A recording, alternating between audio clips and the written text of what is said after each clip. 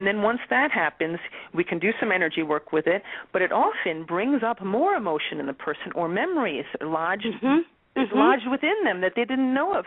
So then we can process it, and we can also do a regression. There's so many tools with hypnosis, and that's why it's such an exciting thing. When I found hypnosis, I felt like I found the missing key to psychotherapy. Oh, absolutely. Absolutely. Yeah. I feel so strongly. I think like the point you brought up a second ago is brilliant. I think when people don't even know that they're repeating the same patterns, they keep marrying a controlling person or an abusive person, or they find people that treat them just the way their parents treated. When people are in this and they're stuck, and they're usually blaming someone outside of themselves. The problem is my mother. The problem is my husband. The problem is everyone. But they know that they're not happy, but they're blaming an external source. These are the perfect candidates for the Reiki energy, which will loosen and change and move the energy so that it can be released.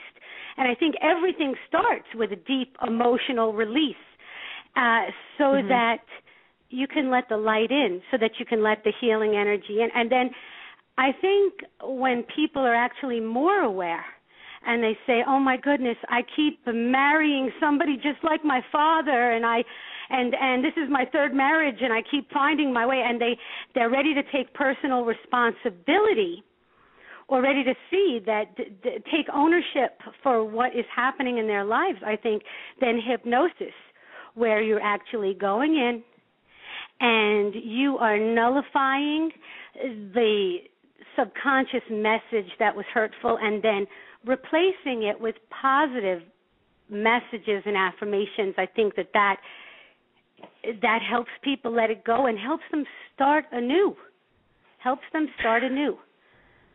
Wow. Well, it sounds like you've had some experiences with hypnosis yourself, because you clearly have experienced the healing force of it, and I think that it can work.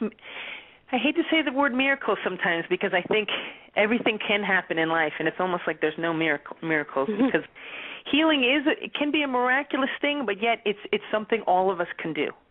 And we're made to heal this way. Our body has an innate power to heal, and so does our soul and our psyche as well. I mean, I think we get tripped up in the ego at times.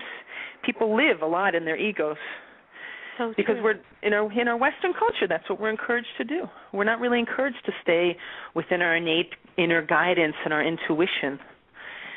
But through hypnosis, it's very much the field that you go into in hypnosis. You're in that creative space, and it can be a beautiful thing. I'm sorry, were you about to say something? No, that's fine. I was just thinking as you were speaking, I was thinking about how basically our feelings, or as Abraham Hicks would say, our emotional guidance system is usually letting us know that we're on the right track, or something feels off and we need to rethink about what we're wanting.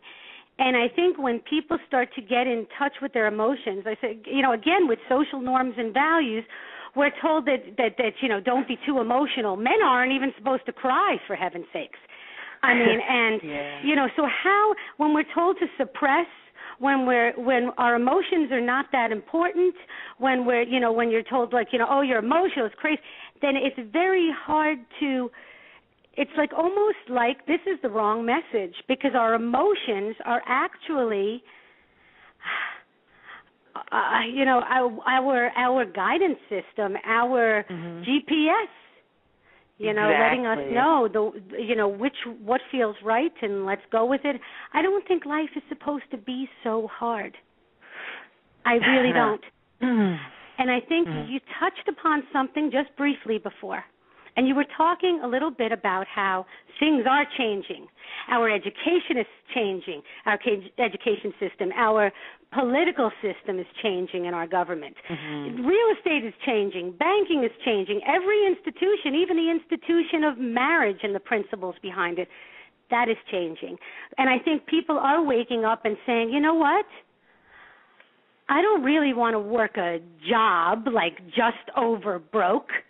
I want to be passionate about what I love to do. I want to feel happy. I want to feel fulfilled, and they're requiring more. And I think it's contagious. I think more and more and more people are waking up, are just waking up. And I really believe that this is a time where things are changing, and we're just blessed to be around now, to see this happening. And I also think it's interesting that both of us switched from a modality of intensive therapy. Both of us are licensed therapists, and yet we moved away from this and took a short-term model. Because people can change their thoughts instantly. People can think something, and you change your thoughts, and then all of a sudden, everything around you changes. Everything around you changes. I find myself sometimes when I don't want to go to an appointment, I'm like, oh, my goodness, I have to go. Oh, I have to go now. Oh, I have to leave in 10 minutes. And that is the energy. That is the frequency I'm resonating at, and then other times I'm feeling, I'm so excited to do this. Oh, I can't wait to go. And then as soon as I have that thought, then I zip out the door. So just the general thoughts changing can help people embrace what's real. People can change in an instant by changing their thoughts.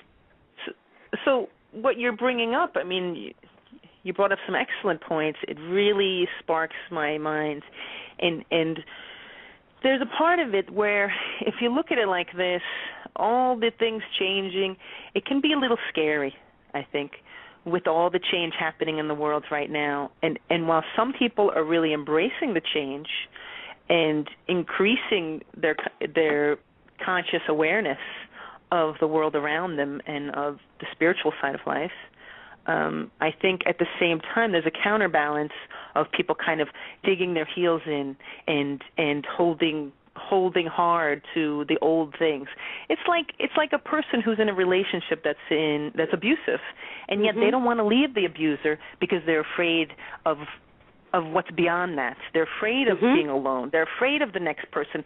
And I heard Neil Kramer say in an interview on, I believe it was with James Gilliland one time, he said, better the devil you know. And, of course, meaning than the devil you don't. The devil you don't know, of course. Of course. So many people stay in these situations.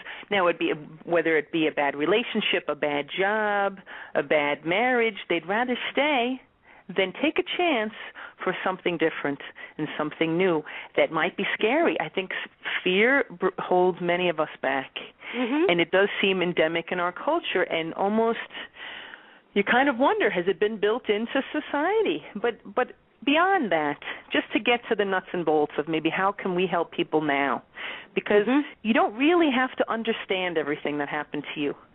You can look back, you can analyze it all, but even if you know everything that you did and that happened to you, you could still be acting the exact same wrong way in life. So the important thing is, let's let go of the past.